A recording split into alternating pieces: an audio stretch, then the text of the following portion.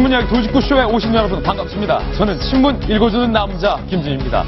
4.13 총선 이제 6일밖에 남지 않았습니다.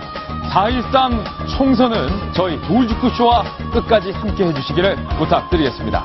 오늘자 조간신문들 어떤 뉴스 보도하고 있는지 지금부터 저와 함께 하시죠. 먼저 동아일보입니다. 동아일보 일면 사진을 한번 보겠습니다. 공천 파동에 사죄를 하겠다 무릎 꿇은 대구 진박들. 사진 제목이 대구 진박들이 무릎 꿇었다인데 선거 때만 되면 무릎 꿇는 새누리당의 이 모습 여러분들은 어떻게 생각하십니까? 과연 진정성 있는 사죄의 모습이라고 생각하십니까? 다음 신문입니다. 이번엔 한국일보입니다. 김무성 대표가 이런 발언을 했습니다. 전북도민은 배알도 없느냐? 김무성 대표의 발언이 논란이 되고 있습니다. 전주 울 그것도 전북에서 전북도민은 배알도 없느냐라고 발언을 했다는데 도대체 어떤 생각으로 이런 발언을 했는지 잠시 후 자세히 다뤄보겠습니다. 다음 신문입니다. 이번엔 조선일보입니다. 이번엔 더불어민주당 소식입니다. 재벌개혁을 외치더니 총선판 되자 불쑥 삼성을 끌어들인 김종인. 광주에 삼성의 전장부품 생산기지를 짓겠다. 삼성도 검토하고 있다. 이런 식으로, 이런 취지로 김종인 대표가 발언을 했는데 재벌은 탐욕적이라더니, 재벌은 개혁의 대상이라더니 선거 때 위기감이 느끼자 공약으로 재벌 카드를 꺼낸 김종인 대표의 이 발언도 도마 위에 올랐습니다. 잠시 후 다뤄보겠습니다. 다음 신문입니다. 이번엔 경향신문입니다. 무릎 꿇은 진박들 다시 새누리당인데 그런데 여러분들 기억하십니까? 지난 지방선거 때 2014년 이른바 세월호 지방선거 때 무릎 꿇고 큰절까지 하면서 잘못했습니다. 사진 제목 한번 보겠습니다. 잘못했습니다. 선거 때만 무릎 꿇는 새누리. 다음 신문입니다. 이번에 한겨레 신문인데요. 돌리면 나옵니다.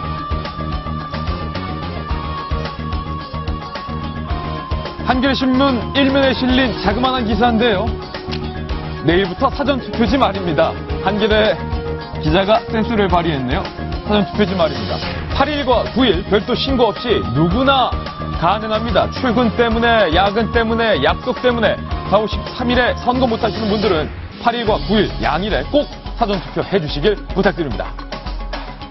다음 신문입니다. 이번엔 서울신문입니다. 격전지로 한번 가보겠습니다.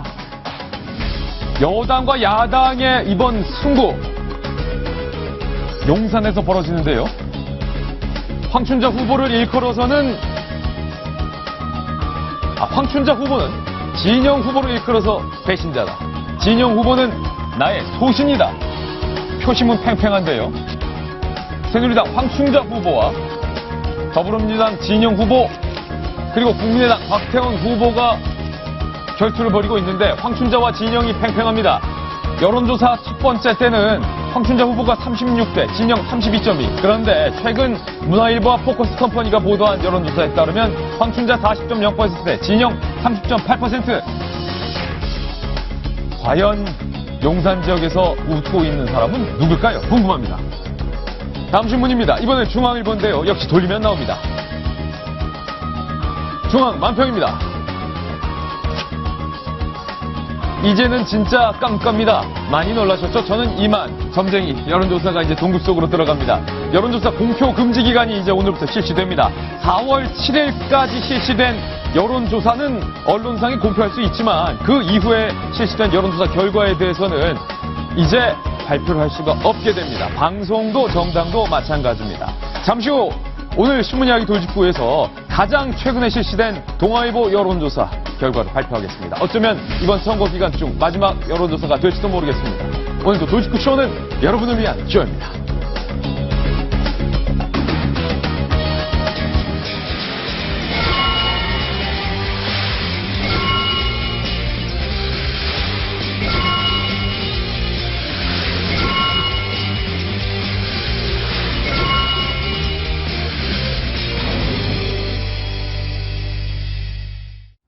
네, 오늘 신문 이야기 돌직구쇼. 비록 선거가 6일 앞으로 다가온 급박한 상황이지만 오늘 저희 돌직구쇼에서는 우리 동아일보의 단독 취재 내용을 제일 첫 번째 돌직구 신문 기사로 올렸습니다. 동아일보가 단독으로 취재한 내용, 5년 전 이 충격적인 사건에 대해서 마치 어제 일처럼 여러분들은 생생하게 기억하실 겁니다. 사회탐구 영역 첫 번째 뉴스를 지금 바로 공개합니다. 과연 성범죄자도 의사가 될 수 있을까요? 5년 전 고려대학교에서 술 취한 여성 동기 의대생을 성추행했던 5명의 가해자들. 그런데 그중에서도 가장 주범으로 꼽혔던 박모 씨가 5년이 지난 지금 성대 의대에 몰래 진학 중인 것으로 우리 동아일보 취재 결과 단독으로 확인이 됐습니다. 성대에서는 성범죄자가 과연 의사가 될 수 있는 것인가, 그를 우리 동기로 볼 수 있는 것인가라는 뜨거운 논란이 현재 진행 중입니다. 동아일보 논설위이신 정성희 위원이 일단 5년 전 사건부터 다시 한번 복기를 해야 될 것 같습니다. 예, 그렇습니다. 2011년 이 고려대 의대에 다니는 본과 4학년에 다니는 재학생들이 연수를 갔습니다. 아까 MT를 간 건데요. 술에 취해 잠든 동료 의대생 옷을 벗기고 카메라로 촬영까지 했던 동교 3명이 몰랐죠. 그게 벌써 5년 전 사건이군요. 그 사건 때문에 나중에 밝혀져서 3사람이 이제 처벌을 받게 됐는데요. 처벌을 받게 됐는데 이 문제가 되는 논란이 되는 이 박모 씨 같은 경우는 이 여학생이 술에 취해가지고 방을 옮겨 다니니까 따라다니면서 그 추행을 했던 혐의로 가정추벌이 돼서 법원에서 실형 2년 6개월을 선고받았습니다. 5명 중에서 당시 고대 5명 중에서 이 박모 씨가 가장 실형 기간이 높았죠. 그렇습니다. 당시 고대에서는 이 학생들 모두 다 제적 처분하고요. 제적 처분하고 다시는 어떤 경우에도 고대를 다시 들어올 수는 없다라는 출교 처분을 내렸는데요. 그리고 나서 이제 사건이 잊혀졌는데 보니까 그 중에 주범이던 그 박모 씨가 실형을 받는 도중에 아마 수능 공부를 한 것 같아요. 감옥에서 수능 공부를 했다고요? 예, 그래서 2014년도에 성균관대 의대에 합격을 했습니다. 예. 물론 이것은 법적으로 아무 문제가 없습니다. 왜냐하면은 이 수시가 아니고 정시니까 수능 성적으로 들어왔고 이미 고대 의대에 재학했을 정도의 높은 학력 수준을 가지고 있었기 때문에 문제가 없이 2년을 다녔는데 성균관대 정시 전형에는 면접이라든지 인성평가 이런 것들이 전혀 없이 수능 성적으로만 뽑았기 때문에 법적으로 문제가 안 되는군요. 법적으로 문제가 없죠. 그랬는데 이제 본과 1년에 진학하면서 이 성범죄 전력이 동료들한테 이제 퍼지게 되면서 과연 성범죄를 가진 전력 가진 사람이 의사가 될 수 있을까? 예. 의사 면허를 딸 수 있을까 하는 논란이 있는데요. 현재 의료법에는 문제가 없죠. 그래서 그 의료법을 성범죄자는 있는 전력이 있는 사람은 의사 면허를 취득하지 못하도록 바꿔야 된다 이런 논란이 있습니다. 성균관대 의대 학생들 사이에서도 논란이 꽤 있는 것 같습니다. 학생들 사이 총학생회가 열려서 법적으로 학교 측에 제적을 할 수 있는지를 문의를 했는데 성대 측에서는 법적으로 이 학생을 제명할 수는 없다. 방금 말씀하셨던 그런 답변을 내놓는데요. 아까 말씀드린 대로 법적으로 전혀 문제가 없습니다. 법적으로 문제가 없기 때문에 이것은 앞으로 법을 어떻게 해야 할 것이라는 논란으로 가야 될 것 같고요. 왜 이것이 우려스러우냐면은 최근 들어서 의사가 환자를 마취시켜 놓고 성추행하는 사건이 잇따르고 있거든요. 예. 알다시피 의사와 환자의 관련은 정말 신뢰를 기반으로 하는 그 관계인데 신뢰를 완전히 저버리고서 들려서 요즘 우유주사라고 그러고 하여튼 굉장히 많이 맞지 않습니까? 프로콜 같은 거는 그냥 맞고 의식이 없단 말이에요. 그 사이에 성추행이 했다는 거가 드러나고 있는데 사실 저는 드러난 거는 빙산의 일각이라고 생각합니다. 예. 훨씬 더 많은 경우 그런 이유가 발생하고 있죠. 언뜻 궁금한 건데 임유선 변호사님, 의사가 될 수 없는 요건들이 법으로 규정이 돼 있는 것으로 저는 알고 있는데 5년 전 고대 성추행 사건 너무나도 국민들이 충격적이었기 때문에 생생히 기억할 건데 성범죄자는 그 요건에 해당이 되지 않습니까? 그러니까 의사 시험인 거죠. 예. 그러니까 의사 시험에 응시 결격 사유가 몇 가지가 있습니다. 그런데 이제 거기에 들어간 것이 바로 금치산자. 요즘에 근데 참 요 용어가 사라졌어요. 아니면 정신병이 있다든가 인격 장애자가 있다든가 아니면은 과거 알코올이나 약물 중독이 있었던 전력이 있다든가 이런 사람들은 응시 자체를 못하게 되어 있는데 어찌된 사례인 건지 성범죄자 전력은 이 응시 결격 사유에 들어가 있지가 않습니다. 그러니까 여기 커닝한 거, 부정행위를 네. 저지른 자도 의사 국가시험에 실시할 수 없다 결격사유로 돼 있는데 성범죄는 문제 삼고 있지 않네요. 그런데 이제 물론 면허 박탈 사유에는 들어갑니다. 예. 면허 박탈 사유에 들어가고 그리고 성범죄를 한번 저질렀으면은 10년간 유사한 의료 행위를 할 수 없었는데 이제 이것도 얼마 전에 그 박인숙 위원회 대표 발의로 인해서 10년은 너무 과하다라고 해서 이제 개정이 되긴 했지만 아무튼 지금까지는 성범죄가 있으면 동종의 의료 행위를 또 할 수는 없습니다. 예. 해도 되고요. 그런데 응시 결격 사유에 안 들어간 거는 이거는 입법의 미비라고밖에 보여지지 않습니다. 예. 당시 법원에서 이 박모 씨의 죄질이 나쁘다라고 생각해서 검찰의 구형보다 더 중한 예. 실형을 때린 것으로 기억이 나는데, 선고한 것으로 기억이 나는데, 김병민 의원님, 성범죄자, 그것도 의사가 되려는 의대생이 동료 여대생을 집단으로 성추행했던 전과 있는 사람이 의사가 될 수 있는가라는 근본적인 질문에 대해서 어떻게 오늘 생각하십니까? 아침부터 이 기사 보면서 지금도 막 심장이 떨려서 예. 말이 잘 안 나오는데요. 사람의 생명을 다루는 직업이지 않습니까? 근데 참 이런 어처구니없는 사건을 저지르고 다시 한번 의사가 되겠다? 요즘 태양의 후예가 인기리에 방영되고 있어갖고 얼마 전에 나왔던 씬 중에 송혜교 씨가 히포크라테스 선서를 읊는 장면이 나오면서 사람들의 마음을 울렸던 장면이 있습니다. 의대생들이요, 졸업하게 되면은 히포크라테스 선서를 하게 되고 그 선서는 이렇습니다. 이제 의업에 종사할 허락을 받음에 나의 생애를 인류 봉사에 바칠 것을 엄숙히 서약한다라고 시작을 하죠. 여기 한 가지만 좀 얘기를 드리면 나는 양심과 위엄으로 의술을 베풀겠다. 나는 환자의 건강과 생명을 첫째로 생각하겠다라는 얘기들이 담겨 있습니다. 네. 이런 히포크라테스 선서할 자신 있습니까? 그런 자격이 있습니까? 이거를 사실 개인의 자격에 맡기기에 우리 사회가 정말 어처구니없이 이 사람이 다시 대학에 들어올 수 밖에 없었다라면 이제는 법적으로 이 사람이 들어올 수 없게 만들어야죠. 20대 국회 6월 1일 되면은 아마 개원할 텐데요. 저는 1호 법안으로 의료법 개정했으면 좋겠습니다. 예. 의료법상에 성범죄 전과자가 의사면허 취득할 수 없게 만들어서 정말 이런 사람들 다시는 우리 사회에 사람의 생명을 다루는 일에는 발붙일 수 없도록 만드는 게 우리 사회가 해야 될 역할이 아닌가. 하지만 현재 법상 성범죄 전력이 있어도 의사가 되는 것을 막을 수는 없기 때문에 이 박모 씨는 법적으로 계속 성대 의대에 진학을 할 수가 있습니다. 저는 이게 좀 다른 각도에서 이야기하고 싶은 게 이분이 이제 2011년에 이렇게 실형을 받았지 않습니까? 본과 4학년, 흔한 말로 이제 6학년이에요. 예. 근데 이제 2014년에 시험 합격했으니까 2015년에 입학했겠죠? 지금 이제 예과 2학년인 건데 참 의사가 하고 싶긴 하고 싶었나 보다. 정말 의사가 하고 싶었나 생각이 보다. 들어요.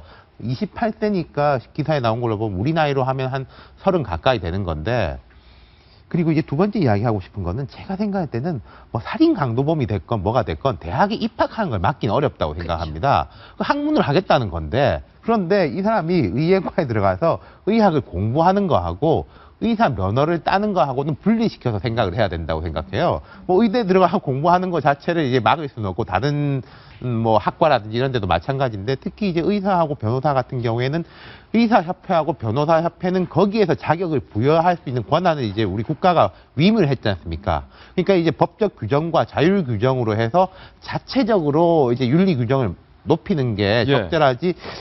아마 이분을 대학 입학 단계에서부터 막으려고 하면 위헌 소송 내가지고 저는 반드시 이길 거라고 생각하거든요. 그렇기 때문에 이게 협회 차원에서 하는 게 좀 더 실효성이 있지 않을까 싶어요. 입학 자체를 막을 수는 없을 것 같아요. 그렇죠. 말씀대로 그 학문의 자유니까요. 그런데 의사 자격 취득은 막아야 되는 거 아니냐. 그 부분은 좀 분리해서 봐야 네. 되지 않을까 싶은 거죠. 성대 학생들의 67%가 같이 학교 생활을 다닐 수 없다.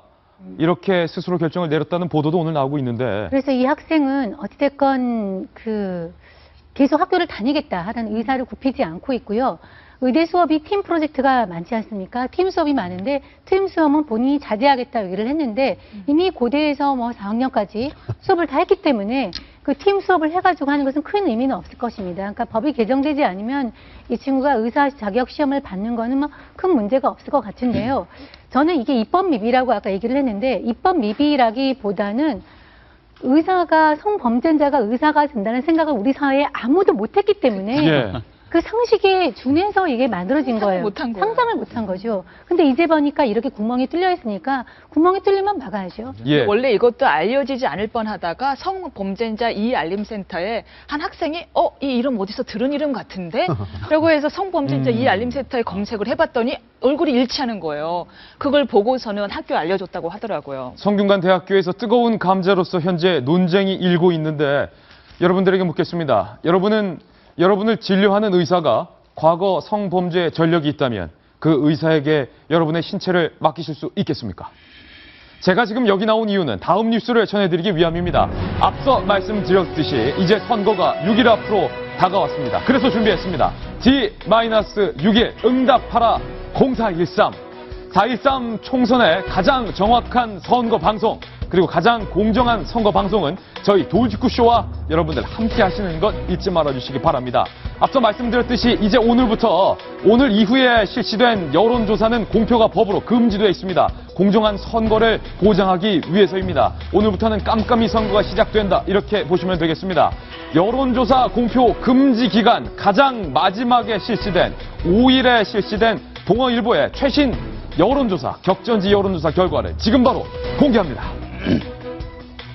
가장 뜨거운 지역별로 한번 자세히 보겠습니다. 먼저 서울 용산 지역입니다. 자세히 보실까요? 새누리당 황춘자 후보가 38.4%, 그리고 더불어민주당의 진영 후보가 29.0%, 국민의당의 곽태원 후보가 12.2%로 현재 동아일보 여론조사상 새누리당의 황춘자 후보가 더불어민주당의 진영 의원을 앞서가는 것으로 조사되고 있습니다. 다시 한번 말씀드리지만 이 여론조사는 여론조사 공표 금지 기간 이전 가장 최근 실시된 동아일보의 여론조사 자료라는 것을 다시 한번 말씀드립니다. 서울 용산 지역 살펴보셨고요. 이번에는 또 다른 격전지 서울 노원병으로 한번 가보겠습니다.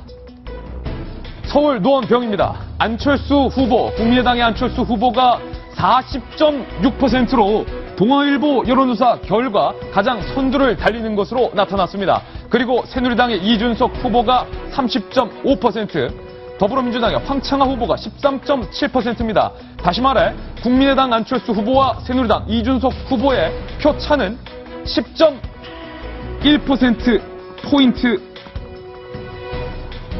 멀어지는 것으로 동아일보 여론조사 결과 드러났습니다. 다시 한번 말씀드리지만 이 동아일보 여론조사는 4일과 5일 실시된 여론조사로 여론조사 결과 공표 금지 기간 이전에 실시된 가장 최신 여론조사 결과로 오늘자 동아일보 1면에 보도되고 있는 내용임을 다시 한번 말씀드립니다. 중앙선관위 잘 들어주시기 바랍니다. 다음 지역입니다. 격전지입니다. 대구 수성을로 한번 가보겠습니다. 무소속 돌풍이 뜨겁습니다. 무소속 주호영 후보가 40.4%, 그리고 새누리당의 이인선 후보가 26.9%로 무소속 주호영 후보가 한참 더 많이 리드를 하고 있는 것으로 밝혀지고 있습니다. 앞선 여러 여론조사 결과에서 주호영 후보가 우세하다는 결과가 나오긴 했지만 오늘 동아일보 여론조사 결과가 가장 주호영 후보의 리드폭이 큰 것으로 현재 드러나고 있습니다. 이번에는 또 다른 격정지입니다. 인천 남동을로 이동을 해보겠습니다. 인천 남동을 여론조사 결과 새누리당의 조전혁 후보가 33.2%, 그런데 더불어민주당의 윤관석 후보가 35.7%로 이 지역은 굉장히 박빙세를 보이고 있는 것으로 드러나고 있습니다. 이번에는 역시 동아일보 여론조사 결과 또 다른 결과를 보실 텐데요. 좀 다르게 물어봤습니다. 과연 어느 후보가 당선될 것으로 예상이 되십니까? 예상 당선 후보를 물었습니다. 돌리면 나옵니다. 당선될 것으로 예상되는 후보는 서울 용산으로 한번 가보겠습니다. 새누리당의 황춘자 후보가 41.0%, 더불어민주당의 진영 후보가 31.1%로 당선될 것으로 예상되는 후보는 질문은 바꿔보니까 응답률이 더 올라간 것으로 드러났습니다. 대구 수성을로 한번 이동해 보겠습니다. 당선될 것으로 예상되는 후보는? 이라는 질문에 대해서 무소속의 주호영 후보가 47.5%, 그리고 새누리당의 이인선 후보가 24.4%로 당선 예상 후보를 묻자 무소속 주호영 후보의 응답률이 훨씬 더 올라가는 것으로 나타나고 있습니다. 이번에는 서울 노원병으로 한번 이동해 보겠습니다. 이준석과 안철수 두 후보 간의 대결이 뜨거운 지역인데요. 당선될 것으로 예상되는 후보는 이라는 질문에 국민의당 안철수 후보가 56.9%, 새누리당의 이준석 후보는 23.6%로 두 후보 간의 격차가 더욱 커진 것으로 동아일보 여론조사 결과 드러났고요. 옆에 있는 인천 남동 우리입니다. 새누리당의 조전혁, 더불어민주당의 윤관석 후보에게 당선 예상 후보에 대한 질문을 하자 역시 이 지역에서는 박빙으로 나왔습니다. 그런데 없음, 모름, 무응답층이 두 후보에 각각 받고 있는 지지율보다 더 높은 35.9%가 나왔습니다. 언제라도 새 후보는 뒤집힐 수 있다는 의미겠습니다. 네, 여론조사 전문가인 윤태곤 실장님. 오늘 동아일보 일면에 대대적으로 보도되고 있는 격전지별 여론조사 결과 함께하고 계신데 어떻게 보십니까? 네, 제가 여론조사 전문가는 아니고 정치를 조금 아니까 용산부터 조금 이야기해보자면요. 다른 여론조사에 보면 좀 결과가 틀린 것도 나오는데 두 가지는 보입니다. 황춘자 후보가 새누리당 지지층을 아주 흡수율이 높다는 점. 그러니까 이제 애초에 예상했을 때는 진영 후보가 야당으로 옮겨갔지만은 새누리당 지지층에서도 좀 가지고 가고 예. 야당표도 가지고 가서 양수 겸장이 될 걸로 예상을 했는데 전반적인 지금 흐름을 보면은 황춘자 후보가 새누리당 흡수율이 되게 높아요. 예. 그리고 또 하나 더 트렌드가 보이는 게 국민의당 박태원 후보가 꽤 올라갔는데 12.2%. 그 국민의당 후보들이 보통 중도 성향인데 곽태원 후보는 그 현대해상노조 위원장이고 민주노총 사무금융노련 위원장 출신이거든요. 상당히 진보 성향이 강합니다. 그렇다면 저 용산에서 야당 표를 상당히 곽태원 후보가 가지고 가고 있다. 진영 후보가 좀 진보 성향의 표에 대한 흡수율이 떨어지고 있다. 이렇게 볼 수 있을 것 같아요. 예.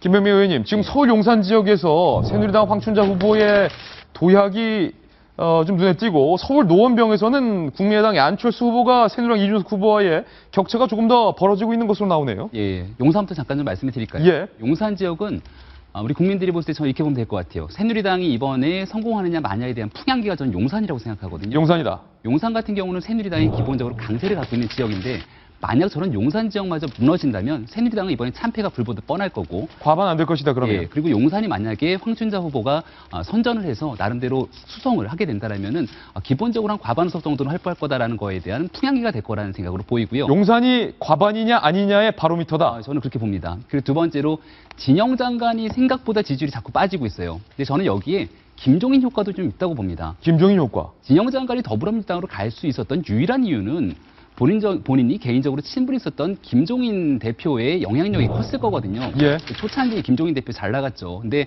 본인에 대한 셀프 비례대표 공천 파동 이후로 지금 제대로 보여주고 있는 것들이 없고 거기에 대한 지지층도 굉장히 많이 이탈하고 있는 상황에서 진영 장관이 지금 오갈 데 없는 형국에 놓인 게 아닌가라는 생각이 들고요. 또 황춘자 후보 같은 경우가 사람들이 그동안 잘 모르고 있었는데 지금은 일각에서 이런 얘기도 나오거든요. 새누리당이 양향자가 아니냐.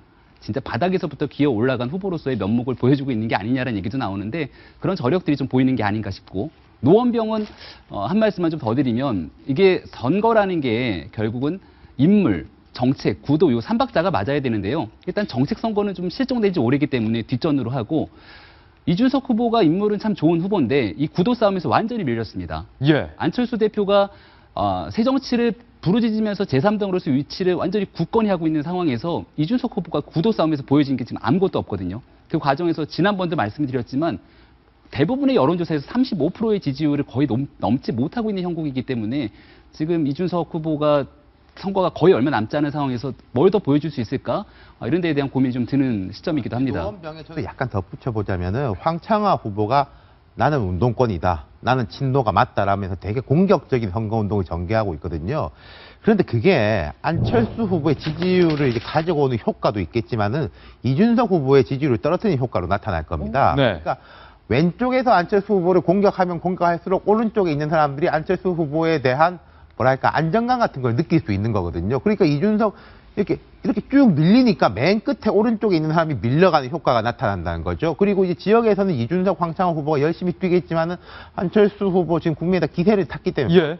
TV만 틀면 안철수지 않습니까? 예. 그러니까 이게 지역에서 한 시간에 내가 만날 수 있는 사람의 숫자하고 예를 들어서 뭐 방송 시청률 10%라고 하면 한꺼번에 500만 명이 보는 거기 때문에 예. 이게 차이가 날 수밖에 없죠. 예, 거듭 말씀드렸지만 이번 4.13 총선은 마치 생생한 야구 경기 중계를 보는 것처럼 저희가 또 돌직구 아닙니까? 김진 캐스터와 또 4명의 해설위원과 함께 야구 경기 중계 보듯이 생생하게 저희 돌직구 쇼와 함께 해주시길 부탁드리겠습니다. 흥미로운 점은 동아일보 논설위원이신 정성희 위원님. 동아일보가 오늘 아주 흥미로운 여론조사를 하나 더 실시했는데 그냥 누구 찍을 겁니까 물어본 게 아니라 그럼 찍는 것과 상관없이 누가 당선될 것 같으세요? 라고 물어봤는데 결과가 참 흥미롭다는 거예요. 용산도 그렇고 노원병도 그렇습니다. 일치하죠? 예. 아까 얘기했지만은 지지율이 높게 나온 거하고 그다음에 당선 예상되는 거하고 일치하고 있습니다. 근데 사실 우리나라 국민들의 여론조사 결과를 보면 좀 안 맞는 걸로 유명해요. 왜냐하면 우리나라 국민들도 여론조사에서 답변하는 거하고 실제로 투표장에 들어가서 찍을 때하고 이 마음이 좀 살짝 많이 바뀌는 걸로 이렇게 좀 유명한데요. 그래서 좀 안 맞는다는 그런 것도 있지만은 그리고 좀 표본이 500명으로 좀 크지 않아서 이걸 뭐 너무 믿으실 건 없어요. 이게 그야말로 여론조사니까. 그렇지만은 그러니까 내가 뽑는 지지하는 거와 뭐 무관하게 누가 당선될 거라고 하는 거에 대해서는 좀 이렇게 답변이 높게 나타나요. 예. 그래서 이거는 좀 같이 가는 것 같은 생각이 들고요. 제가 하나 말씀드리고 싶은 것은 안철수 후보가 처음에는 고전할 거라고 했는데 잘 나오거든요. 예. 저는 이거가 지금까지의 선거에서 한 번도 틀리지 않은 그 어떤 법칙에 대해서 이것도 맞는 것 같아요. 예. 국민들이나 유권자들은 대권 후보에 대해서는 인물값을 쳐줍니다. 대권 후보에서는 틀리질 않아요. 정당을 떠나서 제가 분당 을에 사는데요. 옛날 여기는 무조건 새누리당이 되는 지역입니다. 예. 그런데 한 번 손학규 후보가 여기 와서 출마를 했는데 당연히 안 될 걸로 좀 생각을 했는데 뽑아줍니다. 예. 국민들은 인물값을 정당도 정당이지만 여야를 떠나서 큰 인물에 대해서는 인물값을 쳐주는 경향이 있고 이번에도 그대로 아마 되지 않을까 이런 생각이 듭니다. 노원병 결과 한번 자세히 한 번 더 보실까요? 흥미로운 점은 누가 당선될 것으로 예상이 되십니까? 라는 질문에 임유선 변호사님, 안철수 후보를 지지한다라고 답했던 40.6%보다 더 많은 응답률이 나왔다는 건데 이거는 안철수 후보를 지지하지 않는 사람 중에서도 정확하진 않겠지만 그래도 안철수가 당선될 것이다라고 보는 사람도 있다는 거죠. 그러니까 비록 나는 다른 사람을 찍지만 결과는 어당 아니라는 거죠. 어차피 당선은 안철수. 어당 아니다. 라는 생각이라는 건데 이제 바로 그래서 지금 용산의 진영 후보라든가 노원병의 이준석 후보는 애써 지금 의원님이 말씀하신 것처럼 여론조사 안 맞아 여기 어디서 한 거야 리서치 틀린 거 많았어 라고 뭐 이제 정신 승리를 하겠지만 사실은 요 뒷면 때문에 마음이 좀 아플 것 같아요. 왜냐하면 사람 심리라는 게 누가 더 당선될 것 같으냐라는 것이 결국에는 그러니까 사람 심리라는 게 자기 표가 사표가 되기를 원치는 않거든요. 그래서 결국은 막상 선거일이 되면 소신껏 여론조사를 했다가도 선거일이 되면 될 것 같은 사람한테 몰아주는 게 사람 심리인 상황에서 예. 이렇게까지 당선 가능성 차이가 2배 차이가 날 경우에는 지금 조금 많이 좀 속상하시겠다는 생각이 드네요. 예, 그래도 이 선거는 끝까지 결과가 어떻게 될지 모르는 게임이기 때문에 끝까지 한번 여러 후보 간의 뜨거운 소리 없는 총선 경쟁에 주목을 해보도록 하겠습니다. 4.13 총선은 저희 돌직구쇼와 채널A와 함께해 주시길 부탁드리겠습니다. 이번엔 구체적인 각 당의 선거를 앞둔 상황을 살펴보겠는데요. 먼저 여당 소식 전해드리겠습니다. 여당은 오늘 키워드 3가지를 뽑았습니다. 첫 번째 키워드입니다. 여당의 첫 번째 키워드는 바로 미워도 다시 한번. 어떤 내용일지 지금 바로 공개합니다. 선거 때마다 무릎을 꿇는 새누리당의 이 모습, 과한 반성 모드 아니냐라는 비판이 벌써부터 일고 있습니다. 석고대죄를 했다는데요. 성시원 기자가 취재했습니다. 지역구별 유세를 멈추고 한자리에 모인 새누리당 최경환 대구 경북 선거대책위원장과 대구 후보 11명. 대구 시내 한복판에 무릎을 꿇고 뒤늦게 용서를 구합니다. 최근 몇 년간 이렇게 힘든 선거는 없었습니다. 그만큼 새누리당이 잘못했습니다. 피눈물 나게 반성하고 있습니다. 박근혜 대통령에게 기대보기도 합니다. 박근혜 대통령만큼은 성공을 시켜야 된다. 저는 그렇게 생각하는데 여러분 어떻습니까? 유승민계 의원들에게 박 대통령 사진을 떼라고 했고 무소속 찍는 건 야당 찍는 것이라고 강공을 펼쳤던 것과 비교하면 문자 그대로 납작 엎드린 것. 12석인데 이 가운데서 완전한 우세 지역이라고 하시는 것은 절반밖에 안 되는 것은 그동안 오만했다며 종아리를 걷고 회초리를 맞겠다는 새누리당 후보들. 성난 대구 민심이 빨간 점퍼에게 다시 한번 기회를 줄지 주목됩니다. 채널A 뉴스 성준입니다.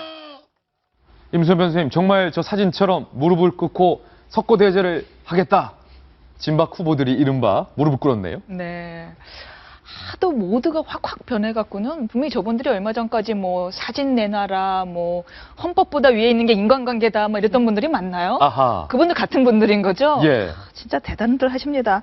아무튼 간에 뭐 그래서 지금 이제 박근혜 마케팅이 잘 먹히지 않을 것 같다라는 분석이 나온 것 같습니다.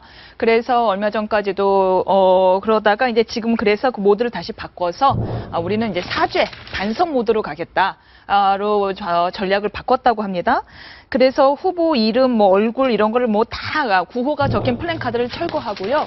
우리는 반성합니다. 일괄적으로 반성합니다라는 분위기의 플랜카드로 새로 바꿀 예정이라고 합니다. 그러면서 후보들은 최대한 낮은 자세를 갖기로 해갖고 이제 시끄러운 음악들도 틀지 않을 거라고 하는데요. 저게 이제 11명이 합동 유세를 하는 장면이었잖아요. 전 저 중에서 대부분이 진박이지만 참 한 분, 이질적인 분이 한 분 보이네요. 네. 예, 누굽니까? 참 저기서 나는 누구고 여기는 어디야는 표정으로 앉아 계신 저 김문수 전 경기지사님. 아, 김문수 지사는 죄가 없다. 왜 갑자기 저기 가서 같이 무릎을 꿇고 예. 있는지 참 마음이 아픕니다. 예, 그것도 참 재미있는 포인트인데. 정성희 위원님, 오늘 각 조간신문마다 이 일면 사진이 지금 나와 있는데. 오늘 전부 다 이거를 신었습니다. 대구에서 새누리당 후보들이 사죄 모드로 예. 지금까지 읍소 모드에서 더 나가서 낮은 자세로 하는데 사진을 다 봤어요. 조간신문에. 요 사진이 눈에 띄더라고요. 저는. 이게 보니까 쭉 이렇게 표정들이 이고 있는데 한 분이 웃고 계세요. 정종섭 후보 아닙니까? 예, 그러니까 이제 뭐 물론 이 장면이 우연히 찍혔겠지만 이 그 어떤 일단을 그 마음에 이벤트의 일단을 보여주는 것 같아요. 아, 혼자 웃고 계시네요. 예. 별로 죄송하지 않은 거죠. 어허. 본인이 여기 왜 와서 있는지 모르겠다는 그 표정으로 옆에 있는 분들도 좀 마찬가지예요. 예. 그러니까 이거는 꿇으라고 해서 꿇는 거지만은 내가 뭘 그렇게 잘못했냐. 어저께 우리 뭐 인터뷰에서 이 사죄 의미가 뭐냐는 질문에 대해서 그렇게 말씀하셨다죠. 과거의 새누리당 대구 후보들이 대통령을 보좌하지 못해서 그런 총체적인 사과입니다. 아, 과거의 대구 후보들에 대한 사죄를 우리가 하는 거다. 예, 그러니까 저런 표정이 나오지 않나 생각하고 옆에 계시는 후보들도 그렇게 뭐 거의 뭐 미스터 피자, 잘못했다는 거의 뭐 미스터 피자 회장님의 사과 수준의 진정성을. 예, 훌륭한 좀 그래서 진정성을. 이것도 그냥 선거가 다가오니까 국민들의 어떤 기억력의 어떤 그 예. 기간을 좀 낮게 보고 하는 그런 행동이 아닌가. 눈 밝은 국민들은 좀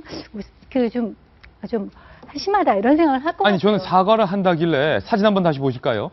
진박 후보들과 진박이 아닌 후보들 간에 이 공천 싸움에 대한 본인들의 잘못에 대한 사과를 한다는 줄 알았는데 정 의원님의 말대로라면 과거 이 지역의 의원들이 대통령을 보좌하지 못한 것을 대신 사과한다라는 의미였다는 게 놀라운데 그래서인지 진박이 아닌 김문수 전 지사의 표정이 제일 죄송스럽고 비통한 것 같고 정주성 후보 표정과는 다르네요. 예. 그러니까 그런 것 같아요. 이제 경향신문에는 이게 아까 김진애 거 소개하셨지만 이게 2년 전 모습이지 않습니까? 예. 위에 사진이 지방선거 때 모습인데 그리고 제 기억에는 이해 730 지방선거 때 여기 광화문 앞에서 김무성 대표 예. 뭐 윤상현 의원 등이 이제 또 팻말 듣고 뭐 열심히 하겠습니다. 다시는 안 그러겠습니다. 그랬는데 한 번, 두 번이면 모르겠는데요. 예. 세 번, 네 번 이렇게 되니까 그냥 보는 분들이 좀 연민의 정이 나는 게 아니라 좀 짜증이 날 수가 있을 거예요. 그리고 두 번째는 이렇게 해가지고 뭘 어떻게 하겠습니다가 없어요. 저는 이제 새누리당이 광고한 것 중에 이번에 마더센터에 대한 TV CF 봤는데 그건 참 좋았었거든요. 정책적으로. 네, 이걸 이렇게 하겠다 우리가. 근데 이게 없고 뭐 대통령을 잘 모시겠습니다라고 했을 때 과연 이게 국회의원은 선출직이지 않습니까? 이분들이 나를 선출해야 될 이유가 뭔지 좀 못 주고 있는 게 아닌가 그런 느낌이 듭니다. 김 의원님 싱크탱크 여의도 연구원 출신이니까 예. 이게 전략이 내려갑니까? 싱크탱크에서? 이게 왜 정치 용어로 언더독 효과라는 게 있죠. 뭐냐면 미국이 투견장 개싸움을 할 때 싸움장에서 언더독 밑에 깔린 개가 있으면은 그 지는 개가 안쓰러워서 응원한다는 거예요. 근데 이제 이런 모습들이 어찌 보면 동정과 연민, 지는 사람을 응원하는 효과들을 유발을 시켜서 당장 내일이 사전투표거든요. 내일 모레 이런 효과들이 발생해야 되는데 지금 이런 모습들을 보면서 대다수의 유권자들이 안쓰럽다, 진데 도와줘야겠다라는 생각보다는 아이고 너희들 꼴이 그렇지라는 생각을 자꾸 갖는 것 같아서 이게 지금 역효과가 나지는 않을까라는 생각이 저는 강하게 들고 두 번째로 더 우려가 되고 염려가 되는 건 사실 잘못한 사람들은 새누리당이 극소수입니다. 근데 그 극소수의 잘못이 자칫 잘못하면 새누리당 전체의 잘못으로 비화될 수 있고 이게 수도권에 있는 정말 난 아무 잘못 없고 열심히 하고 있는데 갑자기 이 사람들까지 싸잡아서 욕먹게 되는 효과로 혹시나 잘못 이게 효과가 역효과가 나지는 않을까라는 생각이 들어서 참 이 신중하게 접근해야 되는데 걱정이 큽니다. 제가 제언을 하나 해드릴 만한 게 있어요. 어떤 게 하면 효과가 있을 것 같는 거 아니 이 기름에 불을 부은 게 왜 윤상현 의원 같은 경우에 무소속 출마해가지고 뭐 낮은 자세로 열심히 일하겠습니다가 아니라 내 당선되면 가가지고 원내대표 당대표 하겠다 복당해가지고 이랬지 않습니까? 그러니까 뭐 그 인터넷은 잘 되시는 모양이에요. 근데 다른데 이제 악영향을 미칠 건데 이분들도 뭐 내가 당선돼가지고 당대표, 당 지도부 이런 거 하지 않겠다. 대구를 위해서 봉사하겠다. 우리 당을 내가 휘두르려고 대통령을 호가호위 해가지고 뭐 당을 휘어잡지 않겠다라는 이야기를 하시면은 제가 볼 때는 좀 효과가 있을 거예요. 예, 이 윤태곤 실장의 정성 어린 제언을 제발 좀 들어주셨으면 좋을 것 같은데 새누리당이 석고대죄를 하는 것뿐만 아니라 조금 전 새누리당이 한 노래 영상을 공개했습니다. 그 노래는 이른바 반다송입니다. 반성과 다짐의 노래라는 이름으로 지은 반다송이라는데 직접 한번 들어보실까요?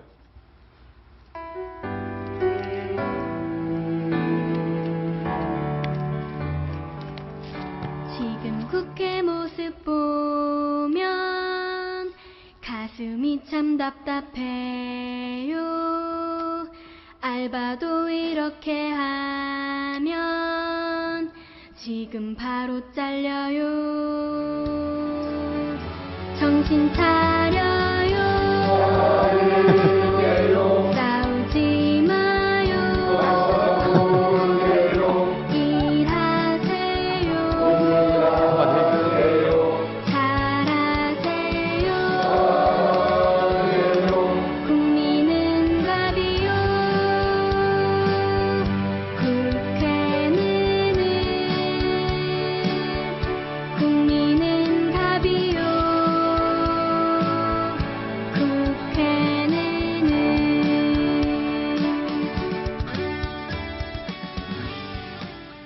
임순 변호사님, 일하세요, 일할게요. 그 다음에 그 뒤에 싸우지 좀 마세요 할 때 조동원 본부장 작품인지는 몰라도 김무성 대표와 원유철 원내대표 얼굴 투샷이 딱 잡혔어요. 안 싸울게요. 어떻게 보십니까? 아니, 평을 해야 되는 거예요? 평해야죠. 오늘 조금 전 새누리당이 발표한 내용입니다. 아, 진짜. 저는 이제 새누리당은 참, 다들 그 얘기를 하잖아요. 근데 이 동영상은 참 잘 만들진 않았어요? 잘 만들지 않았어요? 정말 잘 만들었다고 예, 생각하세요? 잘 만들었어요. 예. 그러니까 새누리당은 참 이런 감각적인 거에 뛰어난 것 같아요. 예, 자기 디스에 능하고요. 근데 저는 아까 전 무릎 꿇는 거나 이런 반다라는 걸 볼 때마다 무슨 한편의 CF를 보는 것 같거든요. 네. CF의 특징이 뭔가요? 15초 만에 감성에 접근하는 거잖아요. 가장 감정적으로 접근하는 거. 왜냐하면 그것이 가장 사람한테 쉽게 1차적으로 다가가니까요. 그럴 때마다 유권자의 한 명으로서 되게 혼란스러워요. 왜냐하면 분명히 선관위는 뭐라고 했냐면은 오빠 스마트폰은 이렇게 꼼꼼히 따지면서 왜 투표는 막 해? 그거잖아요. 예. 투표하라는데 정작 정치인들은 감정으로 투표해. 난 당신의 감정으로 그냥 일순간 당신이 느끼는 그대로 가. 당을 보고 투표해줘. 내가 무릎을 꿇을 테니 그 감정에 호소할 테니 그냥 묻지도 따지지 말고 우리 당에 한 표 몰아줘. 이러고 한편으로는 선관위에서는 오빠 꼼꼼히 살펴봐라고 하고 있는데 제가 어느 쪽 말을 들어야 되는 건가요? 꼼꼼히 살펴보셔야죠. 꼼꼼히 살펴봐야죠. 제가 엊그제 그런 말씀 한번 드렸지 않습니까? 새누리당 야구로 치면 되게 강팀이라고. 저 이거 보면 그런 것 같아요.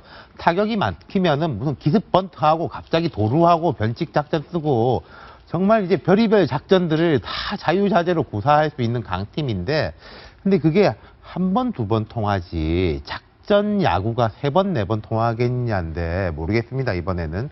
그러니까 임윤선 변호사님 말씀하셨던 것처럼 법적으로 선거운동의 정의는 뭐냐면은 어떤 후보를 당선시키거나 낙선시키는 행위입니다. 선거 캠페인이란 거는 나의 강점을 극대화시키거나 상대의 약점을 공격을 하는 건데, 이 새누리당의 선거 캠페인은 주로 지금 가는 방향이 나의 강점을 극대화시키는 것도 아니고 상대의 약점을 공격하는 것도 아니고 나의 약점을 가리는 방향으로 일방적으로 선거운동의 지금 캠페인 방향이 가고 있어요. 그래서 저는 좀 잘 모르겠어요, 이번에 어떻게 될지는. 딱 예. 무한도전에 무는 듯한 그런 느낌이에요. 네, 새누리당의 두 번째 상황 키워드를 공개하겠습니다. 함께 보시죠. 이번엔 정신 차려라는 키워드인데 과연 어떤 뉴스일까요? 김무성 대표가 야당만 찢는 전북 배알도 없나 이런 발언을 했습니다. 직접 한번 들어보시죠.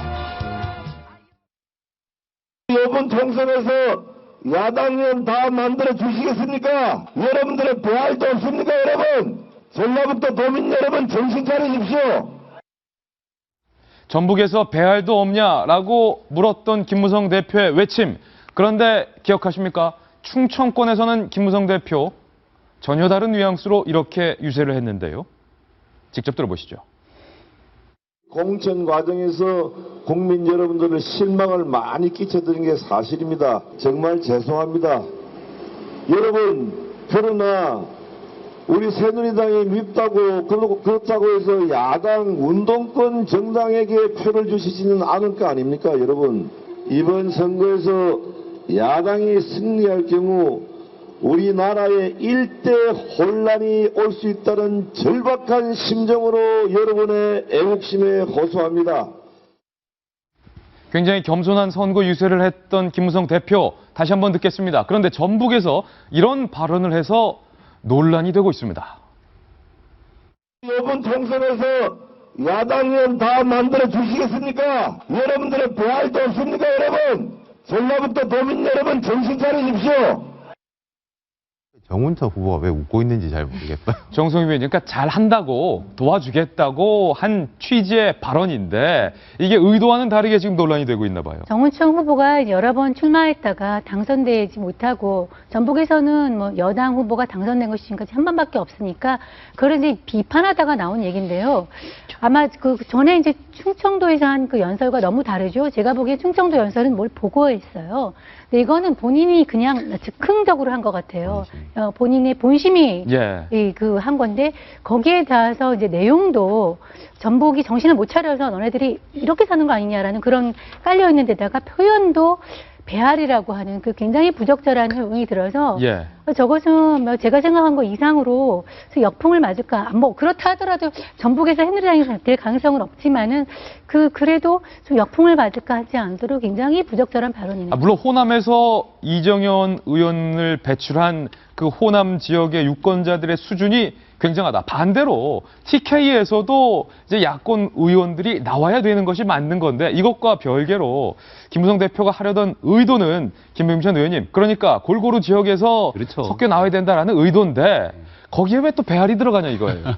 아마 요 전에요. 지금 우리 방송에는 안 나왔는데 김무성 대표가 전북에서 마이크를 잡으니까 차가 지나가면서 빵빵한 거예요. 그러니까 김무성 대표가 이래서 되겠습니까, 여러분? 이랬던 장면들이 또 사전에 있습니다. 그러니까 뭐 김무성 대표를 옹호하려고 하는 건 아니지만 그런 분위기에서 좀 격앙된 측면이 있지 않았나 생각이 들고 여기 조금 더 나갔으면 저는 아까 정책, 구도, 인물 얘기했는데 이번 선거는 절대적으로 인물에 집중하는 선거입니다. 그렇기 때문에 정운천 후보 같은 경우도 굉장히 높게 따라왔고 정운천 후보가 조금 더 힘을 내면은 진짜 전북 지역에서 새로운 인물이 탈생할 수도 있는. 그리고 이 사람이 농림수산식품부 장관 출신이거든요.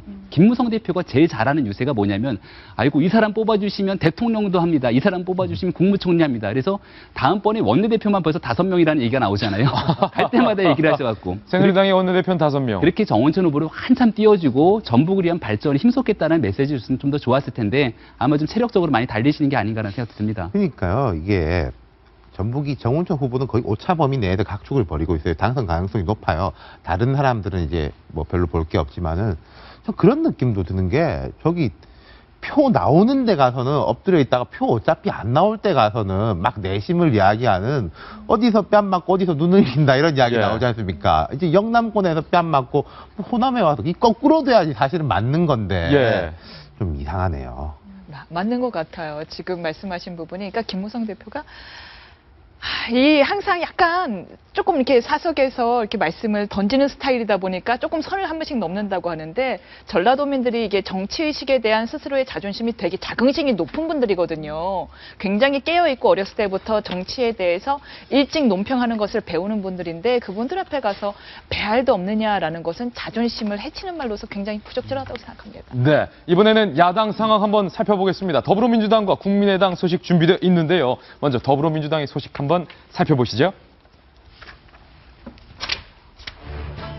김종인 대표가 승부수 아닌 승부수를 던졌는데 이 승부수가 무리수가 되고 있다라는 평가가 나옵니다.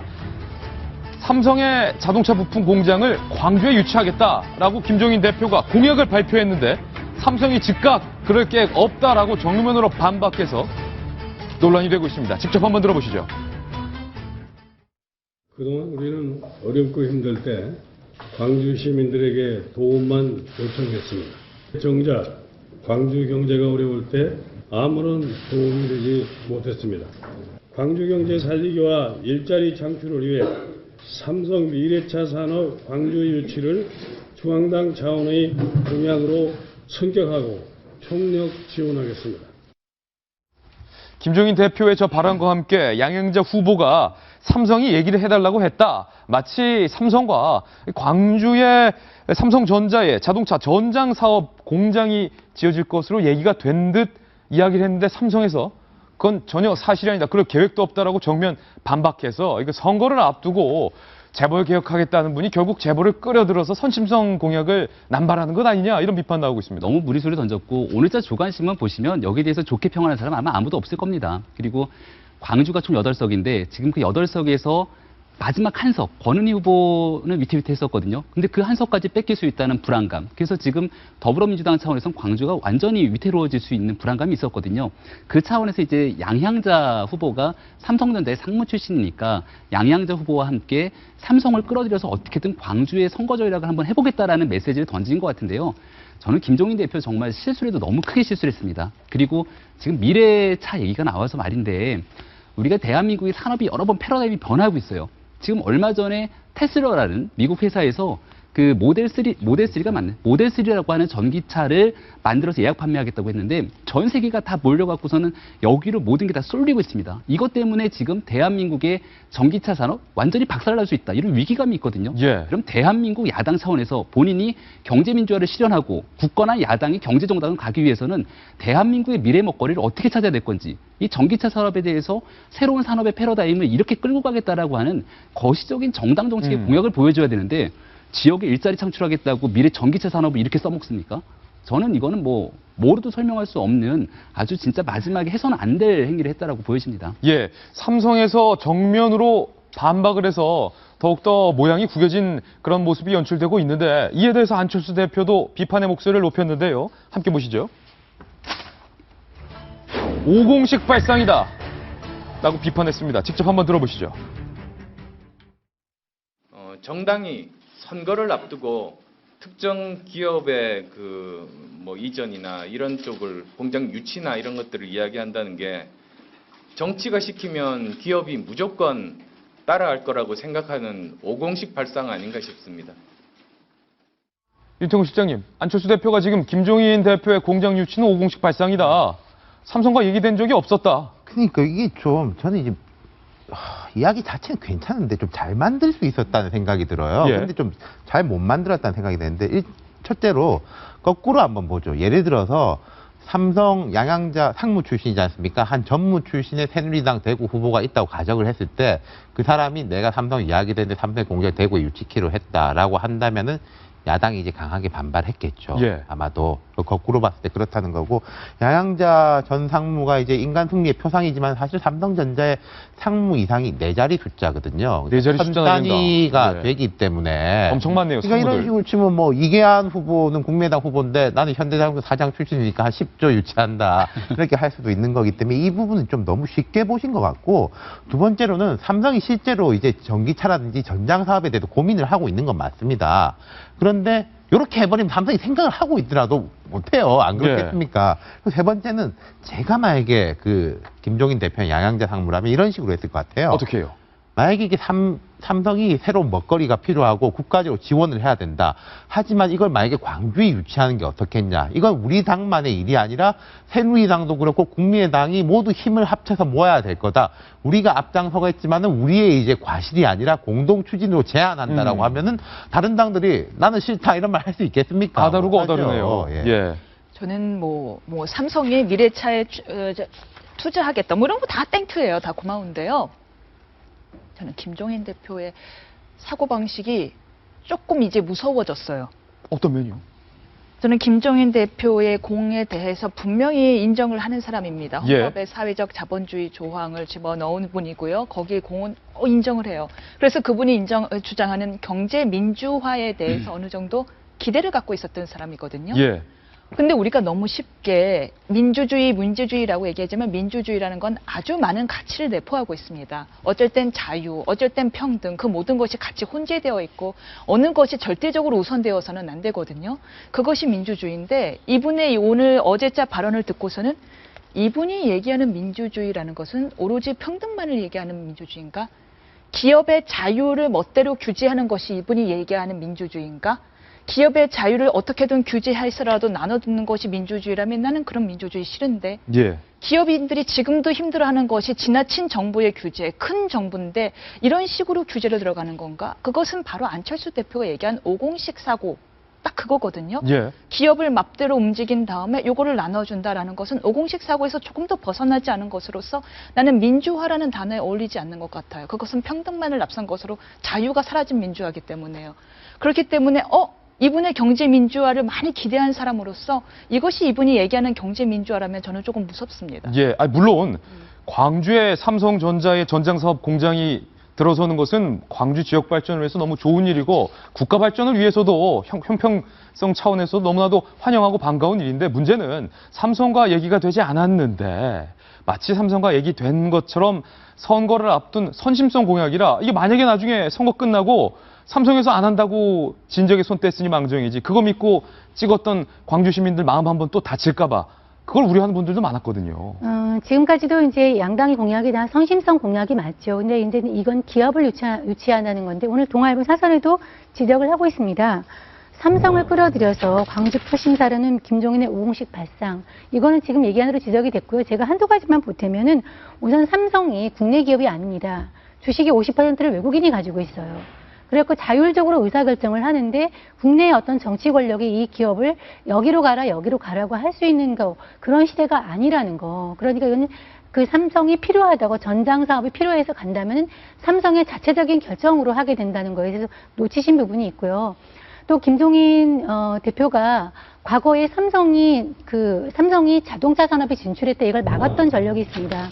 거대 삼성의 문어발 전략에 대해서 이렇게 굉장히 반대를 해서 당시에 노태우 대통령이 미움을 샀다는 얘기까지 나오면서 과거에는 이걸 굉장히 막았던 분인데 뭘 또 이렇게 바꿨던 부분이 있고 다만 한 가지 야당이 우리 동아일보 사설에 지적하고 있지만 기업 투자의 중요성에 대해서 깨달았다면 그거는 바람직하다고 생각합니다. 예, 지금 뉴스 속보를 전해드리겠습니다. 노소영 관장이 얼마 전 김문수 후보 선거 유세에 나섰다 깜짝 놀랐던 그런 기사가 소개됐는데 지금 저희 채널A 중계차에 노소영 관장의 모습이 다시 한번 포착이 됐다는데요.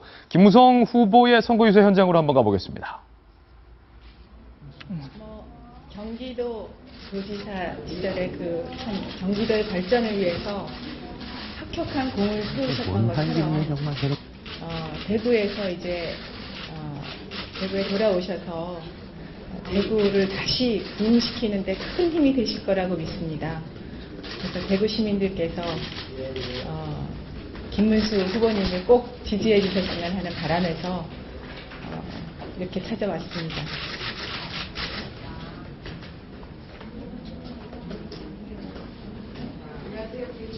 네, 김문수 후보의 선거사무소에 노소영 관장이 본격적으로 이런 기자회견까지 갖는 것은 굉장히 이례적인데 아마 최태원 SK 회장의 최근 안 좋은 일 때문에 공식적인 행동에 대해서는 좀 자제했었는데요. 다시 한번 들어볼까요? 했는데 사실 제가 정치 이쪽은 사실 이렇게 가까이 제가 한 적이 별로 없는데요.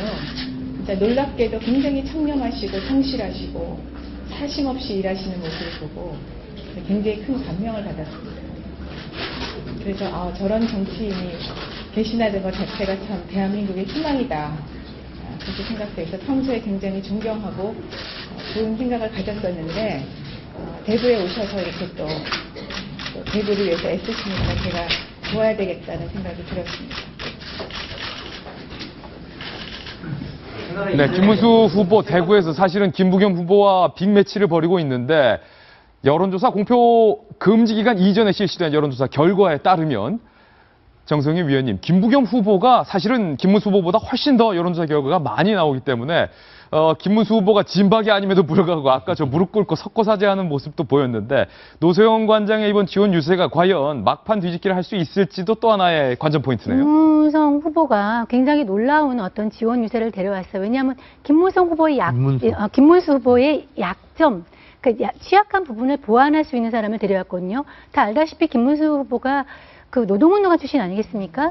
그런데 재벌가를 데려왔고요. 네. 본인이 굉장히 투박하고, 그러니까 청렴하지만 그 투박하고 강성 이미지가 있는데 굉장히 세련되고 그 고급스러운 이미지 있는 사람을 데려다가 본인의 이미지를 굉장히 커버하는 그런 전략을 쓰고 있는데, 모르겠습니다. 저는 두 사람이 어떤 관계이라서 어떻게 해서 저렇게 나왔는지는 모르겠지만 좀 아까 우리가 김문수 후보가 왜 사과를 하냐고 얘기했지만은 김문수 후보가 제 생각으로는 경기도지사를 2번이나 했기 때문에 만약에 경기도에 나와서 후보를 했다면은 그리고 뭐 박근혜 지금 그 진박이 아니기 때문에 지금 박근혜 대통령에서 나를 세우는 발언을 했다면 대선 후보가 돼 있을 것 같아요. 그런데 왜 굳이 저렇게 대구에 내려가서 저렇게 오시고까지 고생을 하는지 잘 모르겠어요. 마치 야구 중계 보듯이 생방송으로 생생하게 선거를 즐길 수 있다라는 공약을 제가 시청자 여러분들께 해드렸는데 선거는 민주주의의 가장 꽃이고 축제이니만큼 재밌고 생생하고 발빠르고 공정하고 정확하게 앞으로 4월 13일 선거 때까지 그리고 그 이후 개표 때까지 저희 도지구쇼와 함께해 주시기를 거듭 부탁드립니다. 이번엔 정치 이야기 뒤로 하고 사회 뉴스들 살펴보겠습니다. 사회 탐구 영역 두 번째 뉴스를 지금 바로 공개합니다.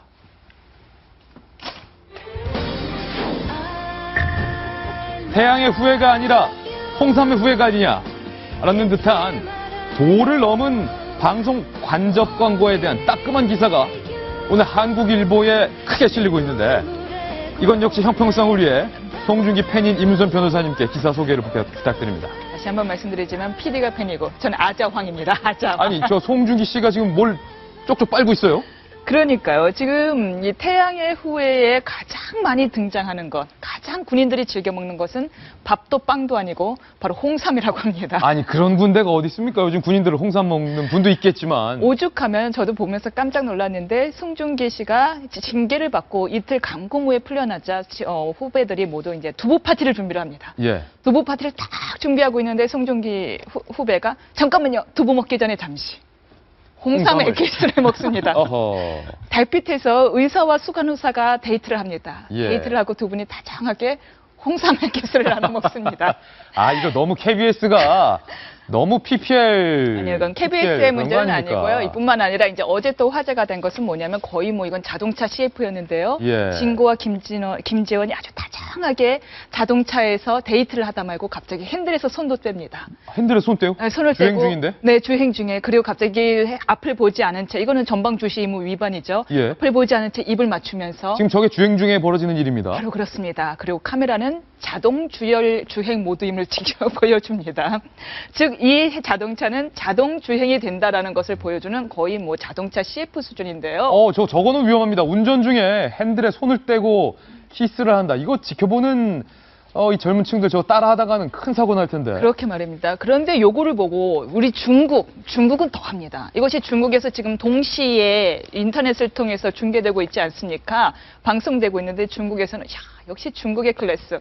우린 그래도 직접 찍은 거죠. 예. 중국은 찍지도 않은 음료수 광고를 컴퓨터 CG를 통해서 바로 옆에다가 송혜교 옆에다 딱 한 이렇게 갖다가 붙여놨다고 합니다. 왼쪽이 원래 한국에서 방송되는 장면에는 아무것도 없었는데 이게 중국에서 반영될 때 갑자기 중국에서 판매되고 있는 음료수가 송혜교 씨 옆에 계단에 떡하니 놓여 있네요. 네, 그래서 이제 사람들이 이제 워낙에 이 프로를 사랑하다 보니까 참긴 참았는데 이쯤 되면 너무한다라는 이제 의견이 많다곤 하는데요. 예. 근데 이제 좀 이해도 가는 부분이 이게 제작비 투자가 되게 힘들었나 봐요. 제작비 펀딩이요.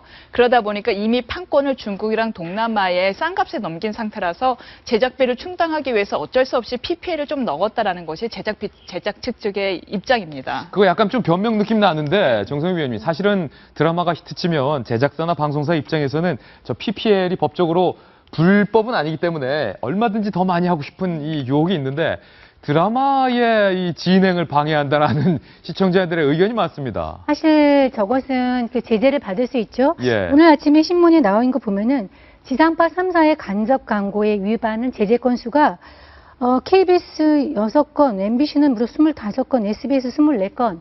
굉장히 제재 건수가 높습니다. 제재하지 않은 것까지 포함하면 굉장히 더 높죠. 그 드라마의 몰입을 방해하는 저런 것 대신에 다른 어떤 광고 방식을 해야지 저런 식으로 하게 되면 드라마 자체의 질이 떨어지게 돼서 결국은 전부 다 손해를 보는 그런 게임이 될 것 같아요. 예.